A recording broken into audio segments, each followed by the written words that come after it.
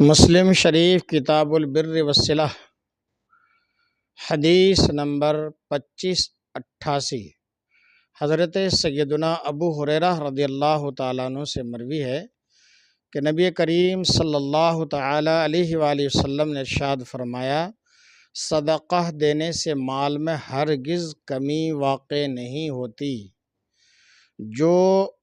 جو بھی عفو درگزر کرتا ہے یعنی معاف کرتا ہے، اللہ عز و جل بندے کی عزت کو بڑھا دیتا ہے۔ جو بھی اللہ رب العزت کے لیے عاجزی کرتا ہے، جھکتا ہے، اللہ تعالیٰ اسے بلندی و رفعت عطا فرماتا ہے۔ لہٰذا اگر کسی کا یہ خیال ہو کہ خدا کی راہ میں مال خرچ کرنے سے مال میں کمی واقع ہوتی ہے، ایسا نہیں ہے۔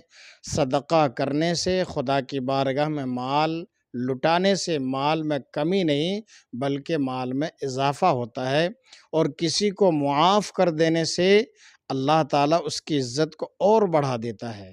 تو جس کو یہ عزتیں، رفعتیں، بلندیاں خدا کی بارگاہ سے چاہیے، انہیں چاہیے اور ہمیں بھی چاہیے کہ ہم اور آپ یہ صفات اپنے اندر پیدا کرنے کی کوشش کریں۔